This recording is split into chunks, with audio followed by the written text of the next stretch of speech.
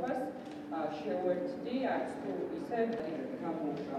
ზუსტად იგივე ადამიანი, რომელიც ხელისუფლებს, მაშინ როგორ შეიძლება რომ ავხსნათ? მე მინდა მივმართო ბატონ ბიძინა ივანიშვილს, მე მინდა მივმართო ბატონ ირაკლი ღარიბაშვილს, მე მინდა მივმართო ქალბატონ თეა წულუკიანს, რომელსაც ძალიან უყვარს ხოლმე ზოგადად ხალხის სახელით საუბარი და ზოგადად მთავრობას და უმრავლესობას, რომ ქართველი ხალხი ნამდვილად არ არის ის ვითომ პოლიტპატიმრებისგან შემდგარი სპეციალურად იქ მიყვანილი ბრბო.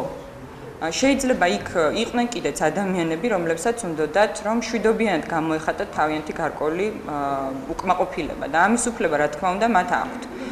რა თქმა უნდა თითოეულ ადამიანს აქვს იმის უფლება რომ დააფიქსიროს თავისი უკმაყოფილება მშვიდობიანად.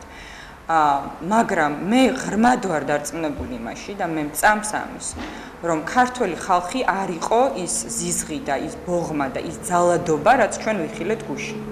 ეს არ არის ქართველი ხალხი, ეს იყო უბრალოდ სპეციალურად იქ მიყვანილი ადამიანები, რომლებიც სხვათა შორის მანამდე იყვნენ ჩაყვანილი ქუთაისში, შემდგომ უბრალოდ როდესაც გადმოინაცვლა პრეზიდენტის გამოსვლა მოკლა ეროვნულ ბიბლიოთეკაში, ეს ადამიანები სამარშრუტო ტაქსებით სპეციალურად გადმოიყვანეს ეროვნულ ბიბლიოთეკასთან, იმისთვის რომ მოეწყოთ სწორედ ის, რაც მოაწყეს იქ. ეს ცემა ტყეპა, ეს ძალადობა, ეს ზიზღი.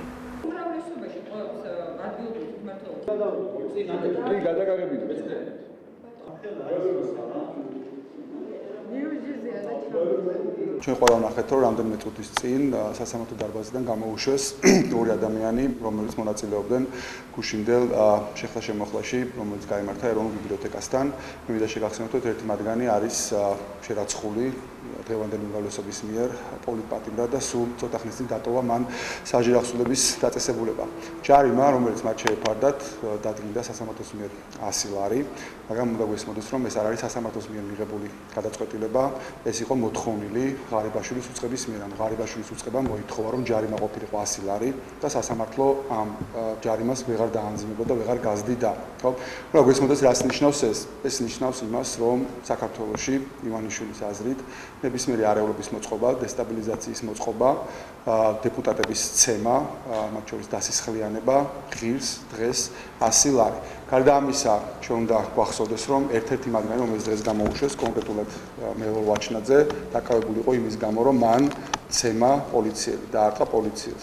როდესაც ღარიბაშვილის უწყება ითხოვს 100 ლარი ჯარიმას, ასეთი ადამიანის გამოშვებისთვის, ეს ნიშნავს, რომ თვითონ ღარიბაშვილი წყვეტს და მოსახლეობას ეუბნება, რომ პოლიციელის გალახვა საქართველოში ღირს მხოლოდ 100 ლარი.